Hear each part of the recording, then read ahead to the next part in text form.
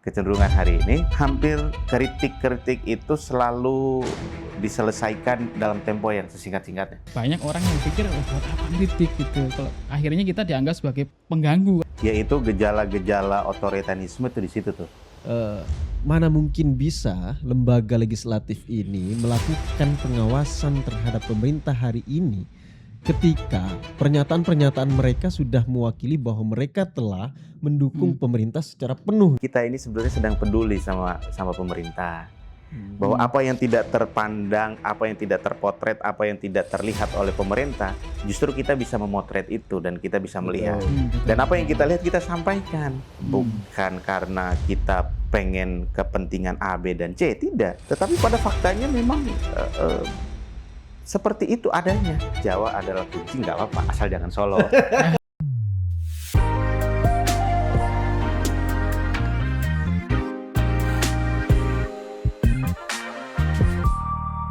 Halo teman-teman, balik lagi di podcast Politika bersama saya dan Mas Fata tentunya seperti biasa. Tapi hari ini kita kedatangan tamu, ya. Mantan Kornas DPR tahun 2019-2021 dan sekarang jadi Direktur Eksekutif Kata Rakyat. Ada Bang Alwan. Selamat sore Bang Alwan. Selamat sore. Kawan lama ini. Kawan lama soalnya. Akhirnya bisa ngobrol lagi nih, sama kawan lama. Pokoknya di sini tamu-tamunya seenggaknya temennya Mas Fata.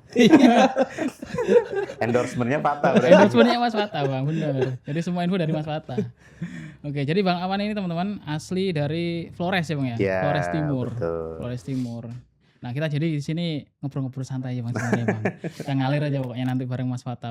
Pokoknya kita nanti di sini tuh digawangi Mas Fata. Pokoknya ada slim dikit Mas Fata yang bersihin. Jadi abang keras-keras gak apa, nanti ada yang nyapu-nyapu Mas Fata. Kita serahkan ke Bang Alwan aja nanti. Oke Bang, jadi gini Bang, untuk pembuka, kemarin kan selain kasus LPDP ini ya, yang sedikit banyak membuat kita akhirnya merefresh soal kok segininya jadi warga negara Indonesia, begitu. Tapi kita juga harus ingat beberapa minggu sebelumnya ada tragedi yang cukup membuat kita sesak juga Bang. Ketika ada anak NTT umur 10 tahun harus meregang nyawa, dan isunya karena kesusahan ekonomi keluarga sampai nggak bisa beli buku untuk sekolah gitu Bang. Nah dengan fenomena ini Bang Alwan ngelihatnya apa memang nggak enak ini gitu Bang jadi warga negara Indonesia gitu? Apakah serumit ini gitu menjadi warga negara Indonesia nih Bang? Harusnya pembacaannya lebih dalam karena kasus itu terjadi Dari NTT. Gimana pengalaman dari seorang anak NTT? Iya, sebenarnya kalau dari sisi nasionalisme kita sebenarnya nggak ada perdebatan, ya. Nggak ada perdebatan bahwa akan luntur nasionalisme kita sebagai anak bangsa hanya karena urusan ketidakpuasan dan lain sebagainya. Nah itu soal ideologis kita sebagai anak bangsa sesungguhnya nggak boleh luntur. Nah tetapi dalam tatanan sosial, dalam tatanan pemerintahan, bahwa ketimpangan sosial itu perlu dikritiki, iya. Ya. Nah maka fenomena seorang anak dengan usia yang belum matang mengambil keputusan untuk bunuh diri, lalu ada kelompok intelektual yang mengambil keputusan untuk tidak lagi menjadi warga negara Indonesia. Ini kan dua kasus yang berbeda. Di satu sisi ada kesenjangan sosial dari sisi pendidikan, mengambil keputusan untuk membunuh diri. Di sisi lain ada kelompok intelektual yang secara kematangan intelektualnya sudah memumpuni, justru mengambil keputusan untuk tidak lagi menjadi warga Indonesia. Ya kan? Nah ini kan dua hal yang berbeda, dan menurut saya itu adalah fenomena ketimbangan sosial hari ini yang harus kita akui bahwa itu menjadi fakta bukan karena keinginan, tetapi karena kebijakan dan sikap kepemimpinan kita yang lemah menurut saya. Ya. Kebijakan kesejahteraan kita lemah. Ya. Lalu kemudian bagaimana kemudian kebijakan kesejahteraan itu berdampak pada masyarakat juga nggak ada. Jadi itu fenomena kecil dari banyak hal, yang terpotret itu sebenarnya. Iya Bang. Oke.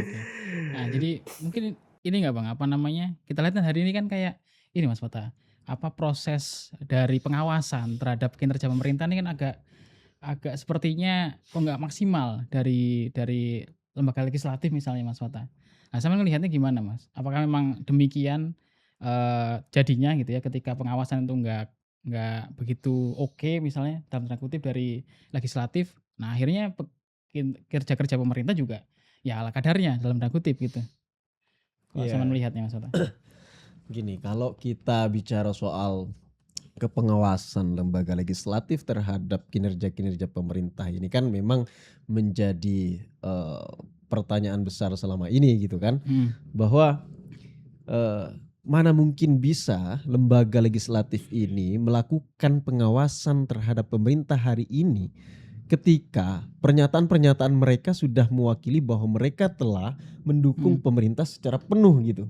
Bahkan 80% itu di kursi DPR di parlemen itu mendukung pemerintah gitu. Mendukung menjadi bagian dari koalisi pemerintah hari ini gitu. Partai-partai politik itu menjadi hampir 80% yang ada di parlemen itu menjadi koalisi dari pemerintah hari ini. Jadi bagaimana mungkin mereka melakukan koreksi dan pengawasan terhadap pemerintahan hari ini gitu. Ya nggak maksimal lah gitu. Bahkan pernyataan-pernyataan yang disampaikan oleh elit politik kita di parlemen itu kebanyakan ya mereka justru lebih kepada memberikan statement yang sangat berombak, jilatannya itu sangat berombak Bang gitu. Terhadap pemerintah kita hari ini gitu. Jadi mustahil kita berharap atau memiliki ekspektasi yang tinggi bagaimana legislatif ini mengontrol kemudian mengawasi kinerja-kinerja pemerintah hari ini. Oke. Nah, banyak sekarang kasus-kasus di lapangan seperti makan bergizi gratis ini bermasalah di lapangan. Keluhan masyarakat itu juga banyak, postingan di media sosial itu juga banyak, tapi tidak ditanggapi serius gitu. Ini kan persoalan gitu. Iya, betul. Yang harusnya dievaluasi oleh DPR kepada pemerintah kita gitu. Nyatanya sampai hari ini justru didorong. Jadi ruang pengawasan itu hari ini tuh udah bergeser. Geser gimana ya? Lebih bergeser itu kan kita mau lihat seberapa berdampak pengawasan terhadap sebuah kebijakan pemerintah. Nggak ada. Iya. Justru dia bergeser dari nilai yang tadinya substansial, bergeser menjadi nilai yang sifatnya narsistik aja. Publik hanya akan disajikan dengan kalau ada rapat dengar pendapat, DPR panggil menteri ini, DPR ngomong galak, teriak-teriak, lalu dipotong videonya, penggalannya, lalu disebar, lalu masyarakat awam berteriak, kami bersama Bapak. Padahal itu tipu-tipu aja itu. Iya. By design Iya, bukan by design tetapi ya karena on kamera aja, jadi dia sadar aja bahwa iya nih kamera nyala nih ya kan, gua harus ngomong begini nih. Jadi ya sudahlah, kita ini sudah masuk pada dunia yang kita bisa membedakan bahwa mana kebijakan dan mana statement yang itu sifatnya memang berpengaruh terhadap sebuah keberpihakan terhadap masyarakat, dan mana statement atau kebijakan yang sifatnya hanya narsistik aja. Betul. Cobalah kita lihat hari ini di Senayan itu RDP antara komisi ini panggil kementerian ini, komisi ini panggil kementerian ini, lalu dijual gitu. Lalu publik seolah-olah menunjukkan bahwa ya Bapak luar biasa gitu. Ya enggak sesimpel itu. Iya. Oke, mungkin ini Bang, kalau misalkan kita lihat kemarin ini kan polanya itu kalau misalnya bukan berhubungan dengan program presiden, DPR tuh lantang sekali Bang, seperti yang disampaikan Abang tadi. Misalnya LPDP nih mau dipanggil juga tuh. Kemarin soal kasus di Probolinggo, soal guru honor P3K yang merangkap jabatan jadi pendamping desa tuh. Itu juga ditanggapi Bang sama DPR gitu. Lantang juga merespon itu. Termasuk juga kemarin kasus di Jogja, di Jawa Tengah, di Jogja ya. Waktu kasus tabrak itu, akhirnya yang nabrak malah kasus pencopetan, akhirnya dikejar, kecelakaan, akhirnya yang ngejar itu suaminya korban dijadikan tersangka. Itu kan reaktif banget tuh DPR Bang. Apakah emang ada ketakutan itu? Soalnya kan kemarin juga ada isu soal ini hari ini koalisinya itu nggak lagi setara, tapi bertingkat ini. Nggak kayak zaman-zaman dulu gitu. Akhirnya pengawasannya jadi nggak maksimal gitu, Bang, ke Ya, presiden. hari ini tuh kelembagaan legislatif kita di satu sisi sedang berhati-hati secara komunikasi politik dan komunikasi publiknya, dia sedang berhati-hati. Kedua, kebijakan apapun yang diambil, ya udahlah, sudah tidak lagi peduli terhadap keberpihakan terhadap rakyat, udah nggak ada. Itu harus diakui. Berhati-hatinya karena takut seperti kejadian Uya dan Sahroni lagi misal. Ya. Itu satu. Meskipun hari ini kembali lagi. Meskipun hari ini kembali lagi ya. Balik lagi. Itu satu. Nah, kedua, kebijakan legislatif hari ini tuh ya dia nggak peduli bahwa seberapa urgen rancangan undang-undang A lalu kemudian segera diprolegnaskan misalnya kira-kira. Ya, setiap kebijakan itu hampir tidak lagi peduli terhadap rakyat, itu harus kita akui, Nah, di sisi tertentu ada pola seperti beberapa kasus bahwa ada anggota DPR yang atau dari partai ini nggak bicara misalnya. Orang yang nggak bicara itu dalam tanda kutip dia posisi aman. Dapilnya nggak diganggu, konstituennya nggak berpengaruh, kan begitu. Tapi kalau ada partai dan dewan yang udah teriak, itu berarti dapilnya sedang terganggu tuh, konstituennya sedang tidak baik-baik aja. Artinya dari sisi mewakili sebagai wakil rakyat, ya dia bersuara atas konstituennya dia, ya bagus. Tetapi bisa saja diganggu karena berpengaruh pada elektoral dia, Betul. atau diganggu karena hak konstituen dia tidak dapat. Iya. Itu Betul.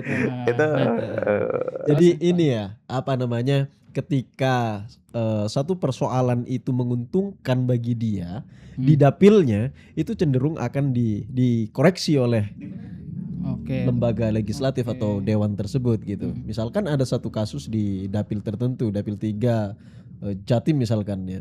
Kemudian ada satu kasus ini viral gitu. Nah, ini cenderung akan diambil di potensi dimanfaatkan oleh DPR yang ada di dapil tersebut gitu. Oh, ini menguntungkan buat saya perlu bela kalau itu butuh pembelaan gitu. Nah, ini saya harus kritisi kalau itu perlu dikritisi dan mendapat atensi dari publik. Nah, dia akan mendapatkan keuntungan atau insentif elektoral lah kira-kira itu. Oke. Oh, jadi ini urusannya hanya untuk urusan elektoral aja berarti kerja-kerja mereka ini, Mas. Bisa dibilang. Iya. Ya begitu. Jadi kita ini sedang berada dalam fase pemerintahan yang penting di permukaan bagus, ya kan? Nggak boleh dikritik dikit counter attack, ya kan? Yang penting dipuji-puji aja tuh, dan dipuji-puji dan dilihat di publik harus bagus, ya itu. Jadi akhirnya kita seperti sinetron aja, entertain jadinya. Ya, nggak peduli dibawa kan harus diakui itu. Di publik seakan membangun narasi bahwa kepemimpinan Pak Prabowo itu adalah kepemimpinan yang egaliter, kepemimpinan yang elegan, kepemimpinan yang dekat dengan rakyat, kepemimpinan yang tulus dan lain sebagainya. Dengan programnya yang begitu mewah misalnya. Tetapi satu problem seorang anak di NTT bunuh diri itu akan melunturkan semua program yang begitu cemerlang tadi itu. Ya kan seakan-akan hanya bagus di permukaan tapi di grassroots tidak menampakkan itu kan. Iya. Di Jakarta aja kelihatan mewah, tapi di daerah belum tentu semewah yang di Jakarta. Kebijakan itu hanya berpengaruh di sekelompok daerah aja, tetapi di NTT nggak berpengaruh. Terbukti kok itu hanya seorang anak nggak bisa beli buku, kan kira-kira begitu. Lo MBG tiap hari aja bisa berjalan, kan begitu. Anggarannya besar juga itu Bang, 1,2 T itu per hari. Kan? Iya. Di satu sisi kita mau cari kasih makan anak untuk bergizi, tapi di sisi lain ada kebutuhan primer yang kita tidak perhatikan, yaitu buku. Begitu. Iya. Walaupun ada faktor sosial lainnya ya, faktor sosial lainnya. Tetapi yang tersirat di benak kita semua kan. Nah ini itulah catatan-catatan yang kemudian menjadi gambaran besar fenomena pemerintahan kita hari ini itu seperti itu. Jadi saya, Bang Pata, misal orang yang masih lantang untuk berteriak gitu kan, ya saya selalu mengatakan jangan pernah lelah di medan pertarungan aja. Menjaga endurance ini kan Bang yang susah kan Bang. Iya, walaupun ya, saya sering, walaupun misal banyak juga orang akan bertanya misal, lo seberapa banyak teriakanmu itu berpengaruh terhadap sebuah kebijakan? Tentu persentasenya 0,0 sekian. Ya, betul. Seberapa banyak teriakanmu itu didengar oleh elit? Ya tentu juga mungkin nggak didengar. Tapi yang kita butuhkan kan bukan soal itu. Betul.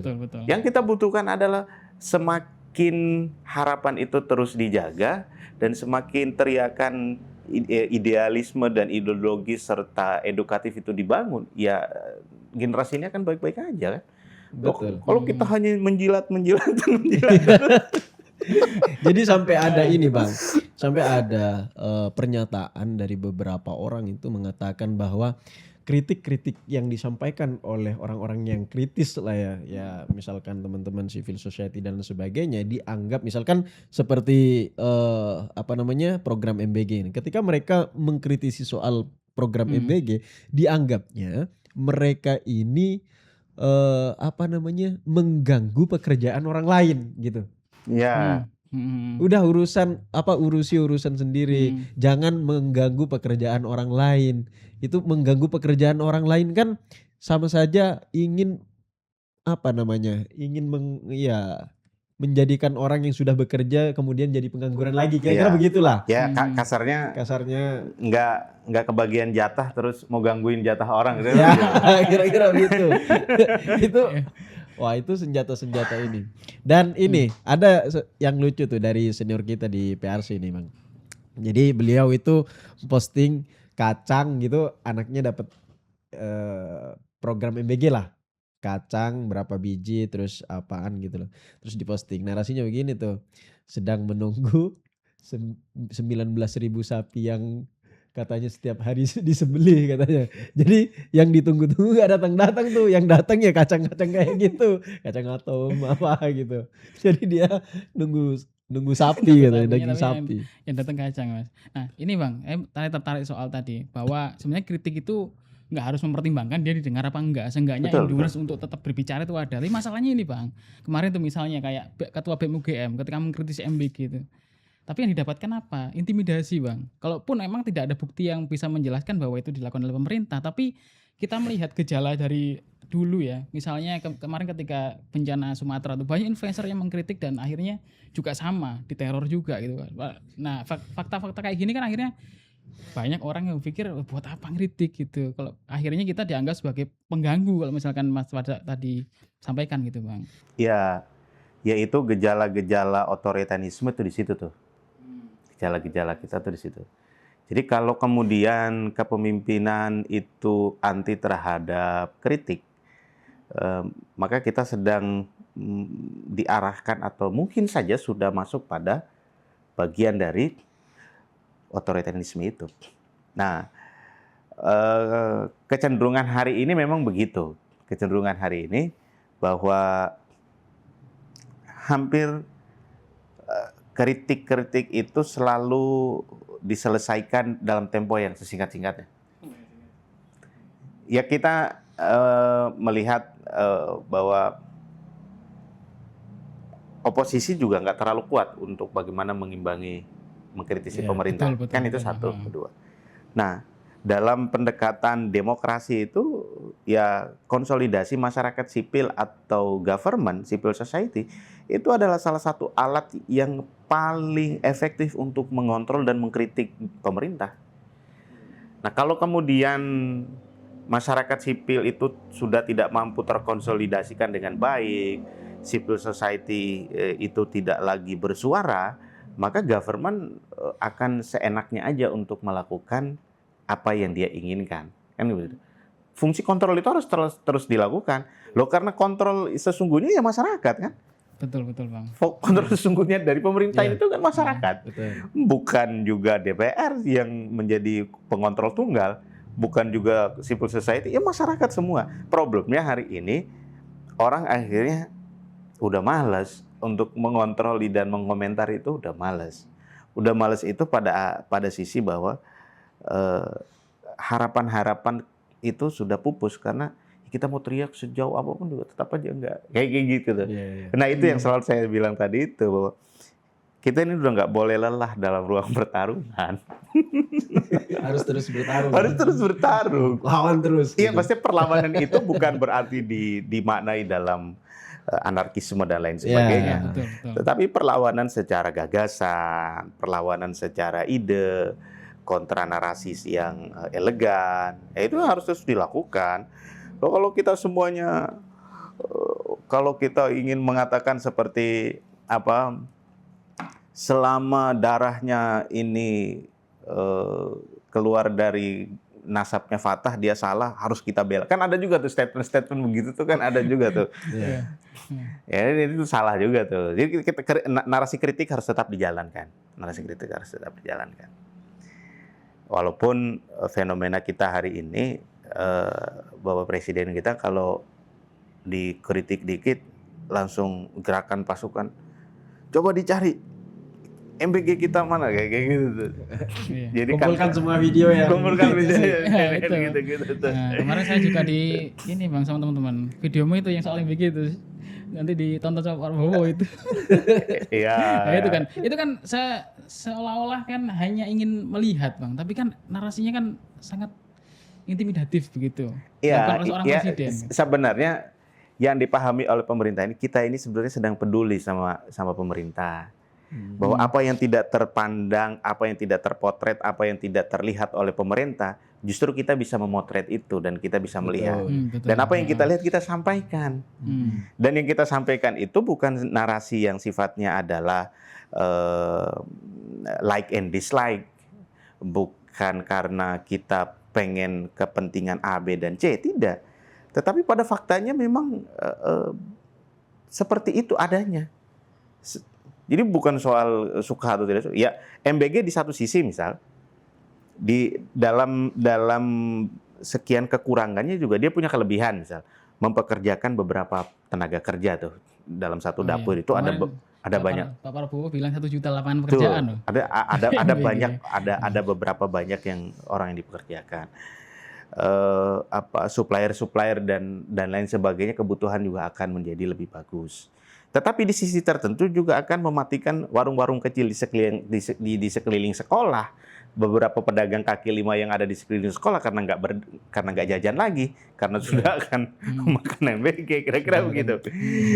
Itu pengaruh yang paling kecil tuh. Betul. Paling kecil. Selain kita mau ngomongin efisiensi anggaran dipotong dari satu kementerian digeser ke MBG, ya itu mungkin terlalu besar. Ini yang paling kecil aja. Jadi dia punya plus minus tuh Mas, plus minus selalu ada. Artinya apa? Apa yang kita potret dan apa yang kita sampaikan dalam narasi yang entah itu sebagai narasi kritik atau koreksi atau mempengaruhi atau sedang tidak sepakat atau kemudian menguji gagasan itu bukan soal kita sedang tidak setuju atau kita tidak suka dengan Pak Prabowo, bukan soal itu. Tetapi memang itu adalah fakta yang harus kita lihat dan harus kita sampaikan. Nah ini kalau nggak kita rubah, kalau nggak kita sampaikan, narasi ini akan terus menjadi sebuah kultur. Contoh gini Bung Pata, kan fenomena kita di Indonesia ini, salah satu fenomena yang paling populer, paling pertama pasca pemilu adalah kita sedang tidak percaya dengan hasil pilihan pemilu kita. Artinya polarisasi itu justru muncul. Iya. Menyesal saya kemarin milih dia, mending kemarin milih si ini nih. Ya kan? Kalau kebijakannya salah. Tapi kalau kebijakannya benar, akhirnya kita ingin, tuh kan Bapak Aing menang, kira-kira begitu. Coba kemarin yang jadi Arab misalnya. Iya. Wah, begitu jadi. Akhirnya terpola kalau kemudian saya mengkritik, lalu akhirnya Fatah mengkritik, misalnya, akhirnya orang bilang, oh ininya kemarin anaknya si Abah, pantas aja dia komentarin Pak Prabowo. Kira-kira begitu kan. Kok jadi kerdil banget melihatnya, kan gitu tuh. Bukan soal itu. itu. Loh, Fatah punya keahlian, Fatah punya gagasan, ya, Fatah punya perspektif dan punya keberanian untuk menyampaikan, ya layak. Bukan berarti karena like and dislike, bukan karena pilihan politik. Itu. Betul. Iya. Sebenarnya ini ya, kita sama-sama cinta terhadap bangsa ini ya. Mungkin presiden juga begitu, kita juga lembaga pemerintah juga begitu, dan kita sebagai civil society juga memandangnya juga begitu gitu. Jadi hanya bedanya itu kita melihat sudut pandang memiliki sudut pandang yang berbeda meskipun objeknya itu sama gitu. Betul. Cuma satu sisi pemerintah melihat dari sisi yang lain, kita melihat dari sisi yang lain juga gitu. Betul. Nah, seharusnya presiden itu kan presiden memiliki pemerintah yang belum tentu laporan-laporan mereka, anak-anak buahnya ini objektif terhadap presiden gitu. Sehingga presiden hanya menerima laporan-laporan yang baik saja. Kalau saya sampaikan kemarin itu kayak politik asal Bapak senang. Asal Bapak senang lah gitu, asal Bapak senang. Nah, ABS. harusnya ABS. presiden itu menganggap civil society ini sebagai mitra kritis pemerintah gitu. Tanpa dibayar, mereka memberikan laporan-laporan yang objektif yang terjadi di lapangan itu seperti apa. Harusnya itu dijadikan sebagai mitra oleh pemerintah kita gitu. Bahwa misalkan presiden hanya bergantung kepada laporan-laporan yang disampaikan legislatif oleh parlemen, kemudian oleh Seskap.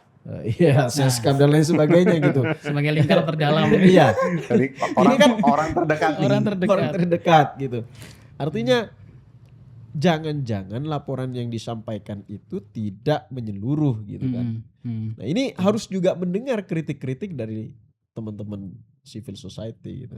Bukan justru meneror. Kalau sudah melakukan teror meneror seperti itu, saya pikir itu bukan masyarakat kecil yang melakukan teror terhadap orang-orang yang kritik terhadap pemerintah gitu.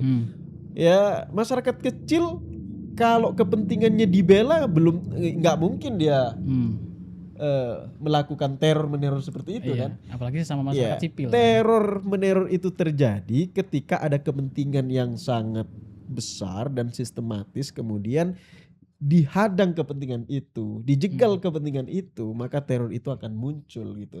Siapa yang berpotensi melakukan itu? Ya siapa lagi kalau entitas yang sudah memiliki sistem yang terstruktur gitu. Jadi masyarakat kecil diteror. Iya. Giliran produk Amerika masuk tanpa label halal boleh. Meskipun sekarang dibolehkan lagi tuh. Nggak boleh, harus tetap sertifikat halal katanya. Iya, terus. Jadi saya kok ngelihatnya ini ya Bang, sebenarnya kan kalau misalnya kita anggap hari ini gitu ya, kalau Bang Awan tadi bilang ini sudah sangat otoriter hari ini kita gitu. Kalau nggak mau bilang otoriter, kita ada kemunduran demokrasi lah hari ini tuh Bang. Iya. Apakah memang kalau misalkan kita kalau misalkan si Levitsky dan Ziblatt misalnya bilang soal gatekeeping demokrasi gitu kan, bahwa sebenarnya harus ada penjaga gawang nih sebagai penjaga demokrasi, dan salah satunya ya hari ini elit politik kita sebenarnya yang harus menggawangi itu Bang, menggawangi bahwa jangan sampai kita hari ini kemudian berubah jadi sistem yang otoriter. Karena kalau kata Levitsky dan Ziblatt itu kan kadang otoritarianisme itu bukan lahir dari kudeta militer, tapi juga dari hasil pemilu yang sah gitu. Kita bisa belajar dari Venezuela dan juga Jerman misalnya, dulu dari kasusnya Hitler gitu, dan akhirnya menimbulkan pemimpin yang otoriter juga, dan mereka dipilih dari sebuah sistem demokrasi gitu, pemilihan bahkan dulu Hitler, tapi karena memang sistem nggak berjalan dengan baik, gatekeepernya nggak ada gitu, nggak berjalan dengan baik, akhirnya ya yang terjadi hari ini gitu. Ketika kemudian kemunduran demokrasi dapat kita rasakan, orang mengkritik dikira menjelek-jelekan presiden gitu, diteror dan lain sebagainya. Saya pikir itu nggak bisa untuk saat ini di Indonesia itu elit politik kita menjadi gatekeeping demokrasi itu nggak bisa. Kenapa? Karena sudah terjadi kartelisasi elit politik di sini gitu. Dan ketika terjadi kartelisasi elit politik, ini cenderung kompromi politik untuk kepentingan kelompok tertentu itu akan terus dirawat oleh mereka gitu. Sehingga mereka tidak bisa dijadikan sebagai penjaga gawang demokrasi.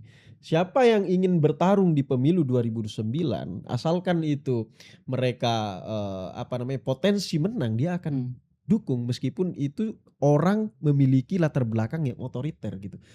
Memiliki latar belakang yang cenderung akan membawa sistem demokrasi itu kita mundur gitu. Tetap akan didorong oleh elit politik kita gitu. Jadi kita tidak bisa berharap lagi ketika elit politik kita itu sudah masuk ke spektrum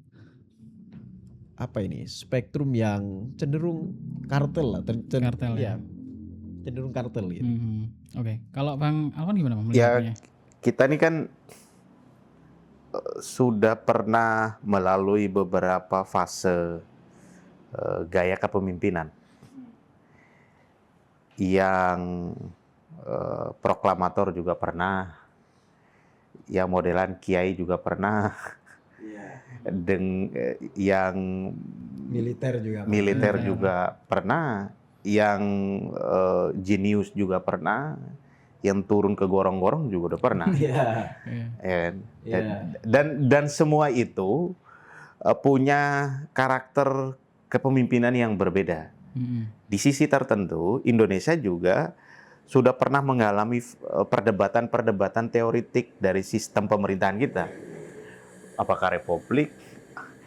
Apakah kita menjadi negara kesatuan? Ya? Ataukah kemudian menjadi demokratis? Ya? Atau kemudian pernah menjadi kerajaan? Jadi semua itu pernah kita pernah alami. Jadi Indonesia itu bukan negara yang kaku terhadap gaya kepemimpinan dan sistem kepemimpinan. Dia tidak kaku karena kita pernah mengalami semua itu.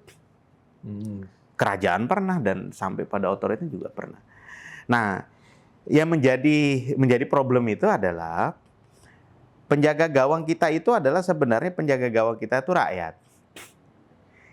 Cuman yang jadi playmaker ini kan elit. Rakyat kita ini cepat lupa juga. Hari ini kalau kemudian contoh, ini kan layak dijadikan contoh misal. Syahroni misal, yang rumahnya datangin orang untuk ngambil barokahnya itu katanya kan. Ngambil barokahnya. Iya kan, datang ngambil barokahnya itu. Nah, dianggap salah saat itu kan. Nah, tetapi 2029 rakyat pasti akan lupa tuh. Jangankan 2029 Bang, per hari ini itu kembali ke wakil komisi 3. Rakyat udah lupa. Udah lupa. Jadi itu problem kita itu. Jadi masyarakat kita ini, rakyat kita ini mudah lupa dengan sesuatu yang baru dan mudah menggantikan sesuatu yang lama dengan yang baru juga. Karena playmakernya ini kan elit nih. Playmakernya elit. Dengan menggerakkan kekuatan elit, dia bisa menggunakan instrumen pemerintah, alat hukum pemerintah dia pakai, menggerakkan kelompok-kelompok pemerintah untuk mengisi nih gerakan ini, kan bisa aja. Akhirnya rakyat lupa tuh. Jadi hari ini boleh saja kita berdebat atau bisa berpandangan bahwa kepemimpinan kita dari Bapak Prabowo cenderung anti kritik misal, senang dipuji misal. Tapi kalau dikritik agak sensitif misal, ya sah-sah saja. Lalu kemudian masyarakat di sisi tertentu merasa bahwa nyesel saya ini ya, pilih Pak Prabowo, aduh tahu begitu kemarin saya pilih Pak Anies atau pilih Pak Ganjar misalnya. Oke, hari ini kita boleh begitu. 2029 berubah gitu statement tadi itu. Pilih lagi gitu. Pilih lagi. Tapi saya penasaran itu Bang. Abang bicara soal kepemimpinan tadi itu ya. Sebagai orang kepulauan di luar Pulau Jawa lah ya. Menurut Abang sistem federal lebih cocok untuk Indonesia atau enggak? Ya kalau federal lebih cocok. dengan geografis kita ya. Iya. yang kepulauan gitu. Tapi kalau ini Bang, kalau melihat sumber daya dari setiap daerah itu gimana Bang? Kan mungkin secara geografis mungkin oke, tapi kalau misalnya dilihat dari sumber daya setiap daerah, gimana Bang kalau menurut Abang untuk sistem federal nih? Soal sumber daya, lo ngapain takut? Lo kita ini dijajah karena urusan cengkeh, pala, ya kan? Itu kan sumber daya kita tuh. Kita dijajah kan karena urusan cengkeh, pala, tembakau, apalagi tuh. Rempah-rempah kan? Rempah-rempah. Lo rempah-rempah kan sumber daya kita, ngapain takut? Jadi kalau sumber daya sudah sangat memadai. Cuman karena negara intervensi terhadap sumber daya, akhirnya kan harus diatur. Oke. Oh yang akhirnya membuat daerah kemudian jadi sangat tergantung ke transfer. Contoh dari transfer daerah itu ya. Contoh kayak sumber daya tadi itu nyinggung. Saya nyinggung sedikit misal. Urusan kopra misal. Ya kalau negara mengatur bahwa harga kopra turun, ya pedagang kopra pasti akan hancur kan? Karena negara sudah mengatur harga. Pasar kan harga kan diatur oleh negara. Harga pasar kan diatur oleh negara, bukan bebas ditentukan oleh tengkulak atau pembeli atau penjual kan begitu. Jadi ya itu yang mengatur. Jadi ya itu kadang-kadang kita sebut itu bahwa kemiskinan, ketidakadilan, ketimpangan itu bukan karena keadaan, tetapi karena sistem dan kebijakan pemerintah yang menyebabkan ketimpangan terus berjalan, ketidakadilan kemudian terus merajalela, problem-problem sosial lainnya bisa kita temukan karena soal kebijakan dan ya kebijakan pemerintah lah menurut saya. Iya. Kalau Mas sendiri Mas Atta gimana melihat kondisi ini? Apakah memang masuk akal untuk jadi federal atau gimana tuh sebenarnya? Ya itu sebatas gagasan aja. Kalau sebatas gagasan, bahkan aku sejak semester berapa itu juga ini sih punya pemikiran begitu. Bahkan aku punya satu lingkaran dengan teman-teman Papua, Sulawesi, kemudian NTT.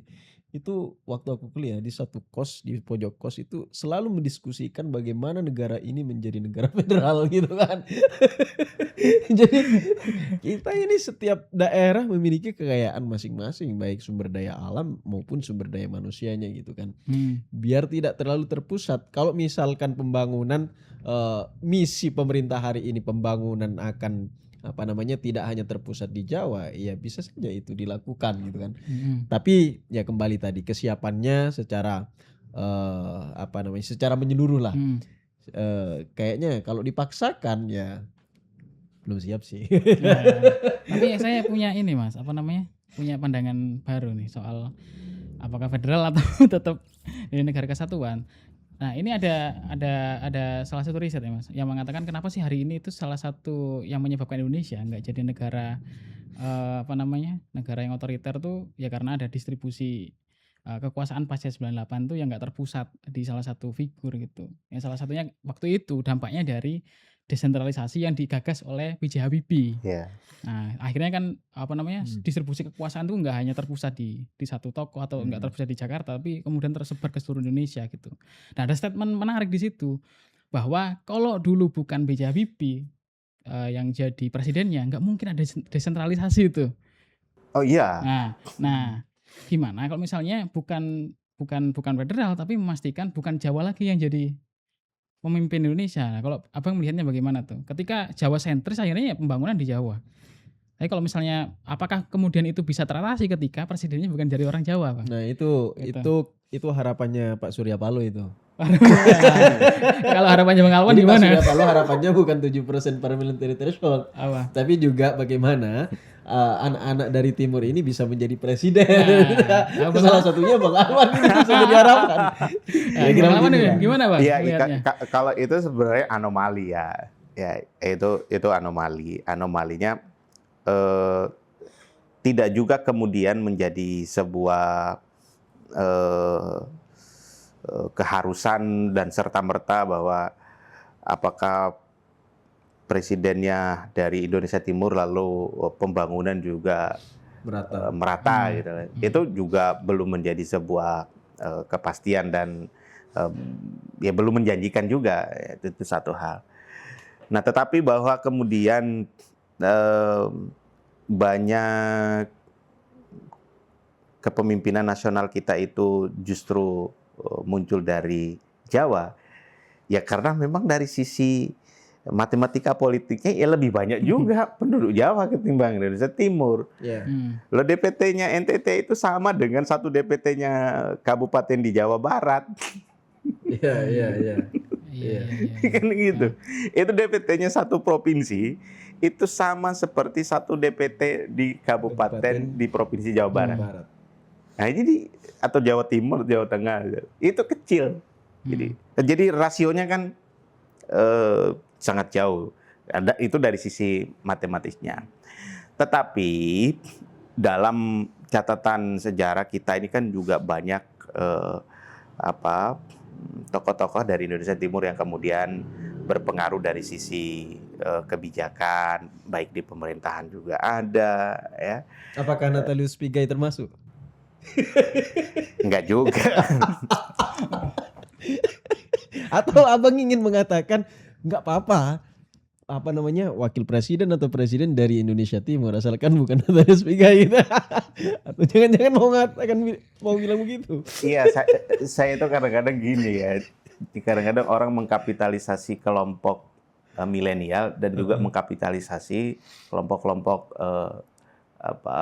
Melanesia ini. Jadi kayak satu sisi lu ngomongin milenial tapi nggak ngajak kelompok milenial. Lu ngomong seolah-olah representasi orang timur tapi nggak lu ajak orang timur. Kan gitu jadinya. Aduh. Jadi kan seperti mengkapitalisasi aja kan. Ya udah, yang penting Natalius Pigai muncul, representasi timur udah ada di situ. Sudah ada Bahlil di situ, representasi timur sudah ada di situ. Seolah-olah kan jadinya begitu, Pak. Tapi penting lah. Tapi bagus lah. Bahlil bagus. Dibandingin yang satunya. Ya bagus dan tidaknya kan bukan soal personalnya, tetapi dari sisi kebijakan. Dari sisi kebijakan, termasuk pernyataan politiknya ini kan juga ini, Bang. Jadi kalau ditanya kata-kata hari ini, Bang. Iya, tapi ini loh yang menarik ini, Bang. Kemarin tuh wakil gubernur Papua Barat Daya kalau nggak salah ya, yang bisa bahasa Inggris, yang bisa bahasa Inggris, Arab, bisa bahasa Jawa, itu kan bisa bahasa Arab. Menunjukkan bahwa SDM Indonesia Timur itu juga nggak bisa dipandang sebelah mata kan sebenarnya. Oh iya. Bahwa hari ini banyak orang-orang di sana yang cukup punya kemampuan ya. Saya itu termasuk begini ya. Saya ini kan SD SMP di kampung, SMA-nya di sini, kuliah S1 S2 di sini. Setelah saya masuk SMA di sini, aliyah di sini, saya dengan hakul yakin mengatakan bahwa orang Indonesia Timur itu secara individu cerdas. Cuman dia terbodohkan karena infrastrukturnya belum memadai. Betul. Dan pemerataan kebijakan dari sisi pendidikan saat itu belum merata. Itu aja sebenarnya. Jadi misal soal buku, soal bacaan dan lain sebagainya. Di sisi tertentu misal, coba kita cek, mayoritas banyak teman-teman media, jurnalis dan lain sebagainya, penulis itu pasti orang Indonesia Timur banyak sekali. Betul. Karena penggunaan bahasanya baku banget. Iya. Ya, kita penggunaan bahasa Indonesia itu subjek, predikat, objek itu pasti akan masuk tuh. Masuk. Dan itu yang membuat tingkat menelaah, memahami sebuah fenomena pengetahuan dan lain sebagainya itu cepat tuh di situ. Nah, disitulah saya mengatakan bahwa ternyata sumber daya kita ini sebenarnya bisa bersaing. Indonesia Timur itu sebenarnya bisa bersaing dengan tidak hanya di skala lokal tapi juga sampai skala nasional sebenarnya bisa. Hanya karena merasa tidak percaya diri karena merasa terbelakang saat itu, akhirnya minder. Padahal dari sisi kemampuan, luar biasa. Saya punya banyak itu orang-orang timur, Papua, NTT itu. Luar biasa. Pemahaman, jangan kan kalau ditanya tentang Marxis itu. Iya. Lebih ini Ya, mereka. walaupun kalau kata Pak Prabowo, ciri-ciri orang Indonesia Timur itu yang makannya banyak, kalau gua joget, udah itu aja. Oh iya ya. Oke, mungkin Ya. ini sekaligus pertanyaan Kosim, Bang. Bisa nanti Mas Fata juga menanggapi. Apa namanya? Kalau lihat tadi kan seolah-olah kalau misalkan kita lihat dari matematika politik gitu, kok seolah-olah orang dari timur tuh agak susah, Bang, untuk jadi presiden. Tapi kan sebenarnya itu bisa diatasi dengan kemauan dari elit politik kita untuk tidak hanya orang dengan elektabilitas tinggi, popularitas tinggi, tapi kemampuannya bagaimana. Itu kan sebenarnya bisa diakali bisa dilakukan dari situ. Soal kemauan elit kita, mau nggak untuk mencalonkan orang-orang selain orang Jawa misalnya, hanya untuk jadi presiden. Agar mereka tahu, seenggaknya mereka pernah mengalami hidup di Indonesia Timur misalnya. Karena tanpa pernah mengalami perjumpaan dalam tanda kutip, Bang, dengan daerah-daerah tertentu, kita nggak mungkin paham bagaimana mereka hidup, bagaimana mereka menjalani hidupnya setiap hari gitu. Tapi apakah kemudian dengan melihat kondisi sekarang itu, Bang, memungkinkan nggak gitu, bahwa elit politik kita akan berpikir sampai sejauh itu bahwa ini perlu nih, bahwa ada regenerasi yang bukan hanya melihat elektabilitas gitu, tapi juga representasi itu penting gitu. Sebagai anak Indonesia Timur itu, jangankan presiden, melihat Pak Bahlil jadi ketua umum Golkar dan jadi menteri itu udah seneng juga tuh, Bos. Iya. Sebangga itu, Bang, dengan sesama orang Timur tuh. Karir politik Indonesia, anak Indonesia Timur yang bisa sampai pada ketua umum itu ya memang pelopor utamanya Pak Yusuf Kalla. Ya, memang pelopor utamanya Pak Yusuf Kalla misalnya. Ya, lalu muncul dengan gayanya Bahlil hari ini kan, ya itu aja udah luar biasa. Nah, itu dari sisi personality, Tapi kalau dari sistem yang kemudian tadi disampaikan, misal sulit bahwa elit politik atau kemudian sistem politik kita berarah dan bergeser menjadikan kiblat kepemimpinan nasional itu dari Jawa ke Timur itu sulit. Itu sulit. Apapun yang terjadi, kalau belajar politik Indonesia, ya yang dipelajari politiknya Jawa, Pak. Iya. Nggak ada, Pak. Jadi bukan soal itu. Jadi bukan soal kewilayahan, bukan soal etnis, atau bukan soal bukan soal suka dan tidak suka.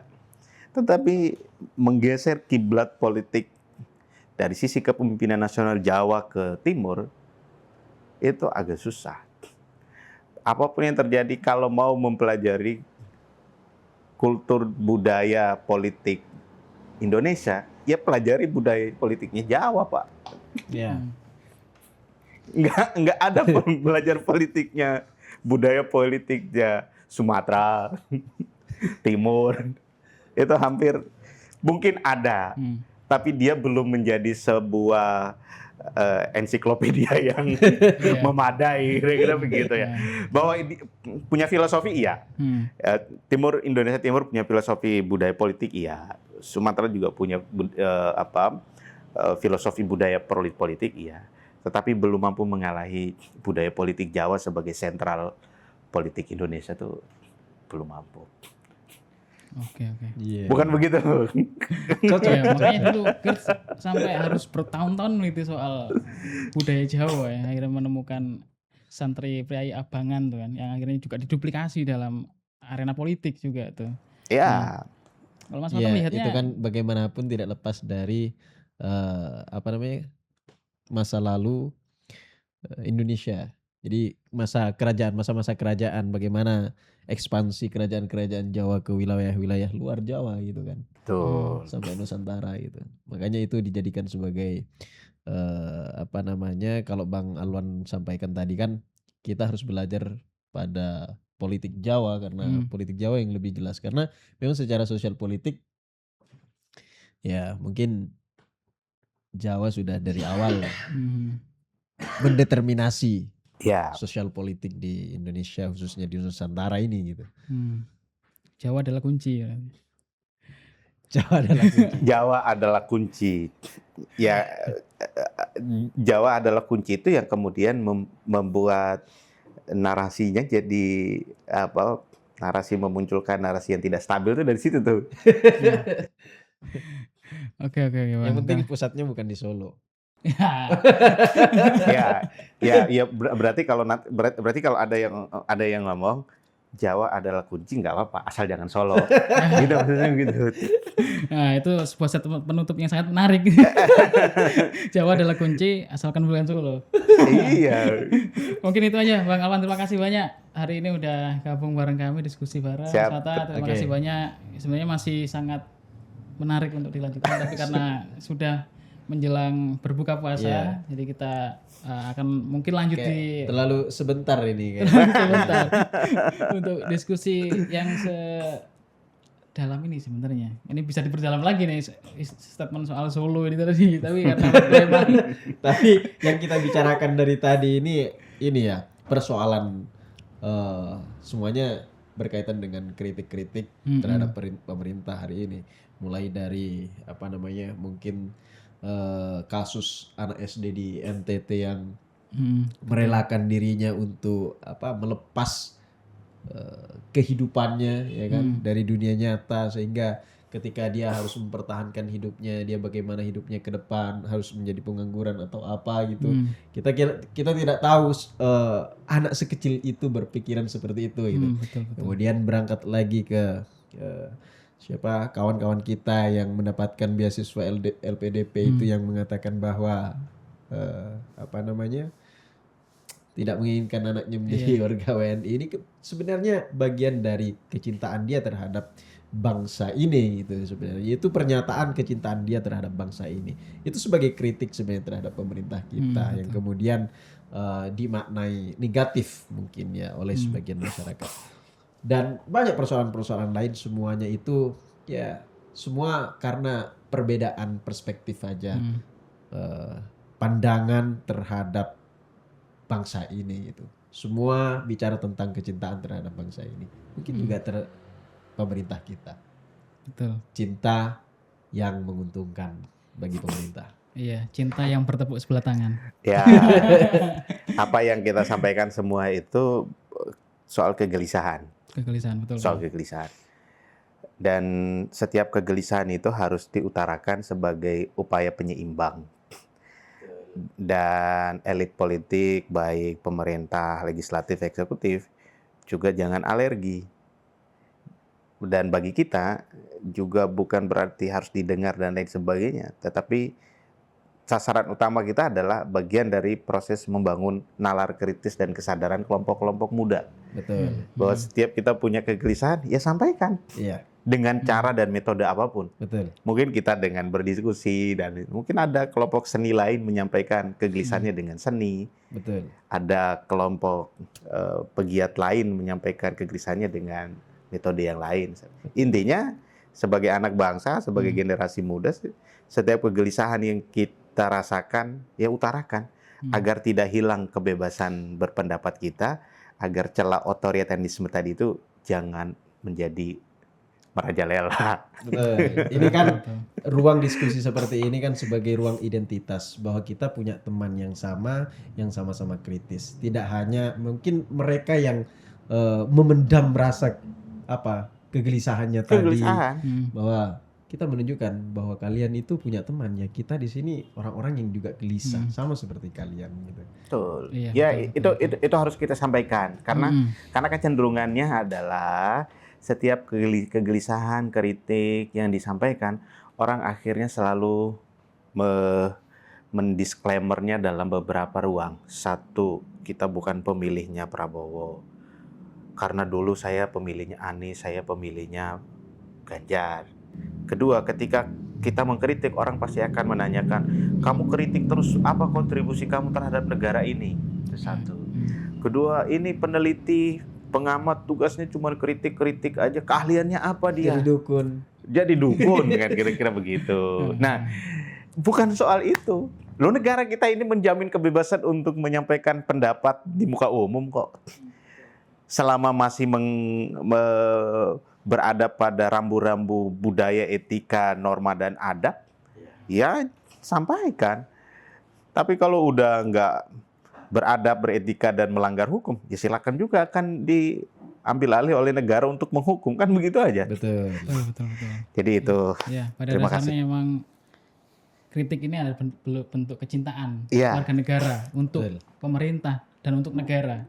Tapi jangan sampai rasa cinta ini bertepuk sebelah tangan. Ya. Jadi berlanjut ini. Mungkin itu aja teman-teman. Sampai ketemu lagi nanti dengan teman-teman yang lain diskusi di sini, dan sampai jumpa lagi. Ini sebagai pembuka bersama Bang Alwan. Kita masih belum menggali pikiran-pikiran kritisnya. Iya. Semoga beliau mau lagi Semoga diundang. nanti Amin. pasti akan kita tunggu kehadirannya untuk Siap. statement yang jauh lebih kritis soal Indonesia. Terima kasih teman-teman. Terima kasih Bang. Terima kasih Bang Aman. Sama-sama, makasih.